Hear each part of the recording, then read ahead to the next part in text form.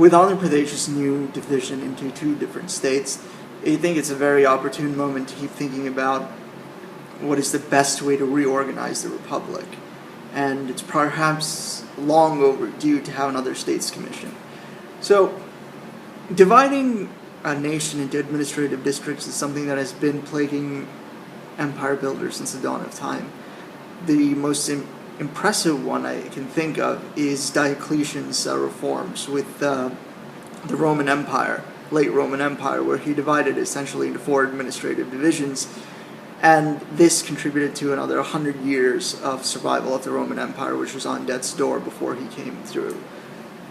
And then we need to think about things like, what do we want the administrative reforms to accomplish with these division of the states?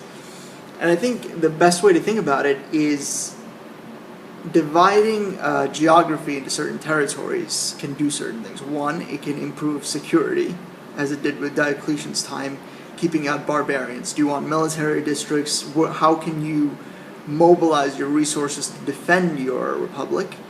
Do you want to divide it by culture? Linguistically arranged states. I think that has existed for a large part with the current, I'd say around 1965, India.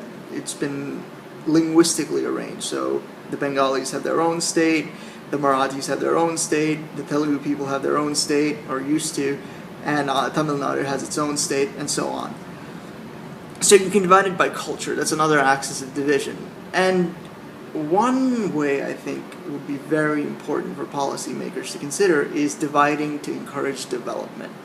Now, what do I mean by dividing to encourage development? I think it's that the administrative framework that maximizes per capita GDP while ensuring that the Gini ratio is relatively favorable. And the Gini ratio is it's a measure of how equitable the wealth in the nation is being divided. So, thinking of it like that, we need to consider, a few factors. One, in terms of development, I think number one is corruption. Does having a certain framework increase or decrease corruption? And I'll kind of make that more tractable and say, does having a bigger state or a smaller state increase or decrease corruption? Whereas a state like Andhra Pradesh has relatively lower degree of corruption. Now, these are degrees, so it's not against some absolute value like Sweden or Switzerland.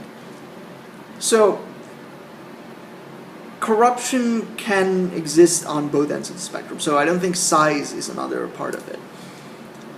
I think one of the key determinants of corruption in a particular geography is what kind of industry operates there. For example, if you have something relatively high-tech, computer architecture, computer software, things like that, it's easier to hide those gains by the entrepreneurs from rentiers, in this case politicians. Now, if you have something like coal mining, that is very easy for corrupt politicians to come and get it. So, distribution of geography, distribution of industry, I think matters a lot in terms of whether there's corruption or there's not a lot of corruption. So, we are left with a little bit of a puzzle because for some regions, just because of the way, plate tectonics worked a few million years ago, they're left with a large deposit of coal. So they're almost kind of compelled to be corrupt if we assume this kind of determinism here. And does that increase or decrease corruption? I mean, are they forever held to that?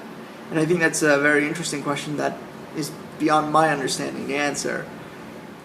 So geographically redistributing the state such that, the net corruption of a state is minimal is a hard challenge because it requires a lot of assumptions. For instance, if you have a low corruption industry who is very economically profitable, will they elect administrators who are less corrupt, and that will have spillover effects across the entire geography so that the coal mining sector will be less corrupt? These are questions that are very important to answer, and I haven't seen a body of literature try to address it.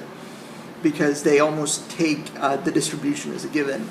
So I think it would be fantastic to see a development-focused states commission as opposed to a linguistic orientation or anything else of that matter.